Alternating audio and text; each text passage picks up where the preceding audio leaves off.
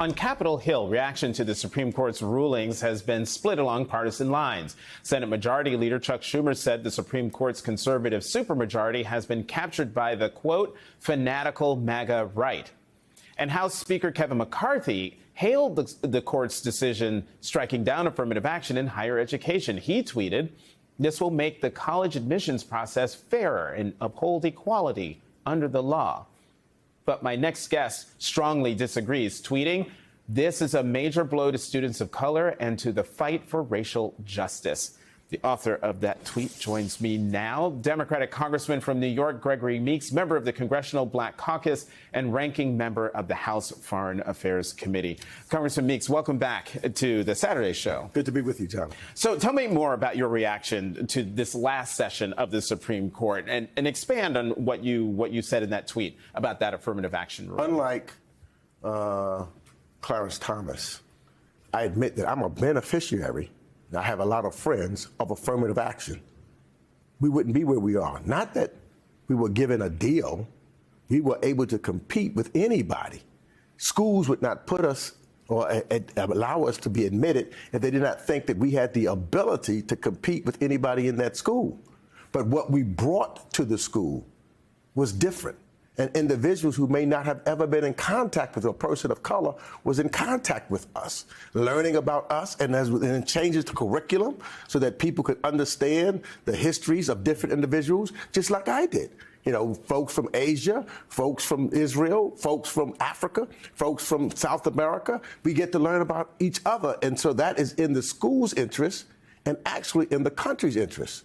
But what has taken place as a result of this decision is you're saying that the schools cannot think of what is in the best interest, actually, of the schools and of our nation. Well, just to clarify something, though, Justice Thomas does acknowledge the fact that he was a beneficiary of affirmative action, but he has a negative take on it. He says that as a result, he was viewed by his classmates as being less than, and he views his diploma from Harvard as, you know, like a discounted piece of junk. Well, then he should have never went on the Supreme Court, because was he viewed the same as the other members of the Supreme Court when he got on there because he was black, replacing a black member of the Supreme Court? Wow. So that continues to be the same thing then. And so therefore, I agree. He should not be there, not because of the fact that he's black, because I think that he's incompetent. Mm-hmm. And as we've seen some of the other investigations that has gone into him and others. But, you know, really, Jonathan, the root cause of this is elections.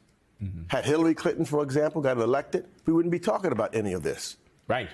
You know, and so I just wanted to get this out. So it concerns me that as we're talking about the elections coming up in 2024, that we're not, you know, I hear some of these excuses and some people looking at the polls of Joe Biden, et cetera. Joe Biden has appointed 105 justices to the federal courts. All those are individuals that can be looked at when there is a Supreme Court opening.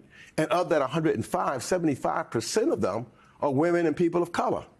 That's what we need to look at, and who he would be putting into the Supreme Court. That's how we fix this. That's how we got to make sure that we are focused on this when we look at the elections in 2024. I just want to point out that during the entirety of your response, your phone was ringing. And I just was wondering, maybe it's the president giving you a call. So with this just completed Supreme Court term, conservative supermajority,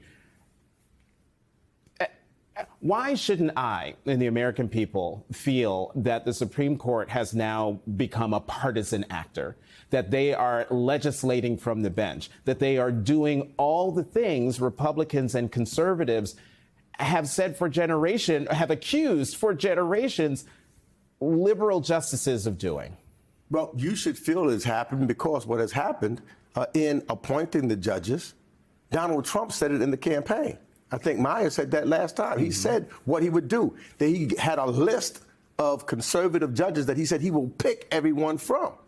And they then looked past all of his liabilities, all of his past discretions and current discretions to say, we're concerned about one thing, who you pick as judges, because that will affect the nation for long after his term in office and for decades to come. Mm-hmm. It took right after Reconstruction and the Supreme Court in the 1800s, 100 years for the courts to turn around.